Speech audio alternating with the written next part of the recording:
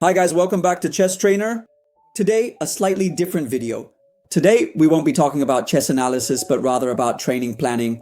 So I'll try to give you some tips so that even with a relatively short amount of time, even just 2 or 3 months, you can achieve improvements and maybe even move up a category. I'll start right away by saying, and I always say this in all my videos, chess is a game that requires commitment. There are no shortcuts, there are simply good paths, but those paths need to be followed. So it won't happen like in the Queen's Gambit, where one day you wake up and become world champion. You have to put in the effort. So today I'm going to suggest something for you to do. Let's set this goal for the next 3 months in order to, let's say, improve. The target audience I'm referring to ranges from beginners up to second national level. Let's stick with this target, but really this kind of training can work for everyone, except maybe at higher levels where you might need to add something else.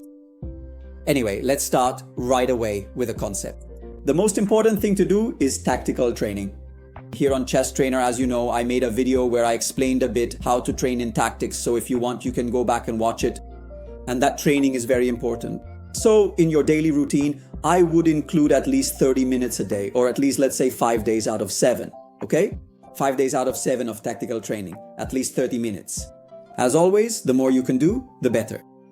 I've already suggested the tools Chess Tempo or even Puzzle Rush, Puzzle Storm as a cool-down series at the end of your tactical exercises. And if you are complete beginners, please don't start solving tactics right away, but first use some resources. I recommended Roberto Mesa's book to help you first learn what the tactical themes are. Tactics are very important because at the early levels, what allows us to jump from one level to another is not leaving pieces hanging and executing tactics correctly during the game. So 30 minutes a day of tactics is a real cure-all and is truly, truly important. The more consistent you are with the program, the better results we can achieve. The second thing to do in the program, choose an opening, start studying it, and above all, stick with it. I know that at the beginning we're thrown into this huge sea of openings and we don't know which one to choose, but let's try to take a leap of faith. Let's pick one, whether it's good, bad, strong, or not so strong, let's choose it and try to stick with it. This is because we need to try to become experts in that opening. Then, maybe after a certain amount of time, we can change it. But becoming an expert in one opening is very important because otherwise we risk switching to a new opening every month and basically not really knowing any of them well. How should you study openings? This is important. Maybe I'll even make some dedicated videos about it later. But here, I'll give you a little preview. How should you study openings? Let's say, nowadays we have some incredible tools. I always mention the video series on Chessable. In my opinion, these are incredible video series where both beginners and advanced players can find exactly what they need. They're well made, comprehensive, and explain everything. So of course, I recommend them even to stronger players. However, I also want to address beginners because the Chessable video series obviously come at a fairly high cost. Well, I recommend, and here I have a couple of examples, that you also use books. And these little books from Kaisa are the famous colored books from what I think is Kaisa's most successful series. I believe that, at least for me, these books greatly contributed to chess education in the 2000s and 2010s. So these books are opening books made in an exceptional way.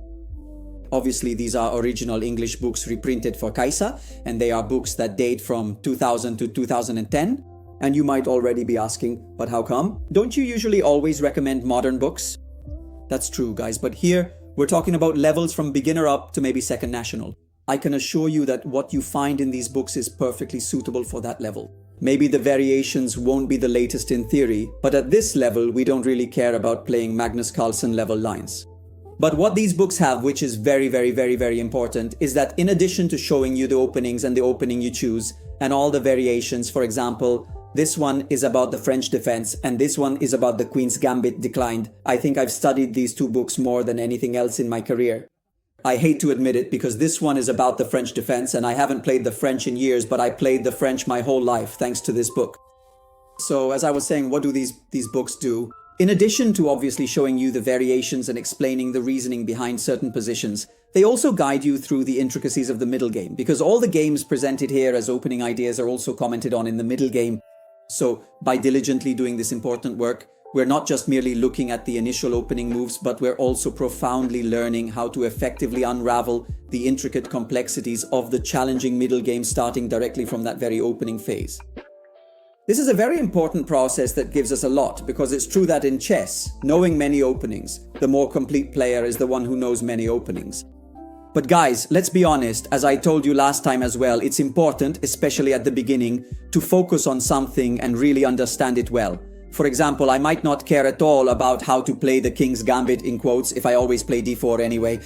So, in the end, especially at the very beginning, let's consistently stick with just one particular opening and diligently use a good book. These specific books here are typically around 150 at most 200 pages, making them extremely easy and straightforward to read, upon which we can do a truly great job to fully understand precisely how to effectively work within these chosen openings and how to strategically approach the subsequent middle game. You see, in this program, guys, I haven't included any books on the middle game or end game, because otherwise we'd end up with a 6 or 7 hour program. And honestly, making a 6 or 7 hour program for a beginner is usually a good way to make them immediately stop playing. So obviously this isn't a completely comprehensive program, but it's a program that, if done well, gives us some interesting improvements. Because in this way, we work on tactics. So right away, we make that leap in quality by not leaving pieces hanging, by spotting tactics at the right moment. And then we set up our opening repertoire, so we know what to do in the opening. We understand how the main middle games develop. So maybe, okay, we're not doing Rios's book where we learn all the structures, but at least we're doing the book on the French defense. And in the French book, we're also studying the middle game that comes from that opening. So in reality, we are working on the middle game. So let's do this. 3 months, half an hour of tactics a day, and an opening book. Obviously, guys, we need to be covered on all fronts. So the French is a book that's useful for playing as black against one pawn e4, so e46. Then we need to choose another one, like, for example, against one pawn d4. We look at the book on the Grunfeld. Or as white, earlier I showed you the Queen's Gambit declined, but there's also another section on how to play against the Indian defenses.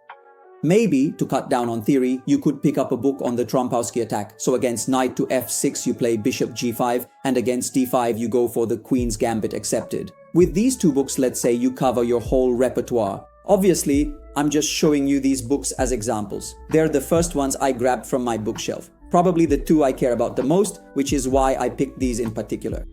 But okay guys, the idea is this. We choose openings so that we're covered against e4, against d4 as white, and so on and so forth. And then we stick with those openings, study the middle game positions that arise from them, and then it's tactics, tactics, tactics. Do this for 3 months, and then come back and tell me what improvements you've made.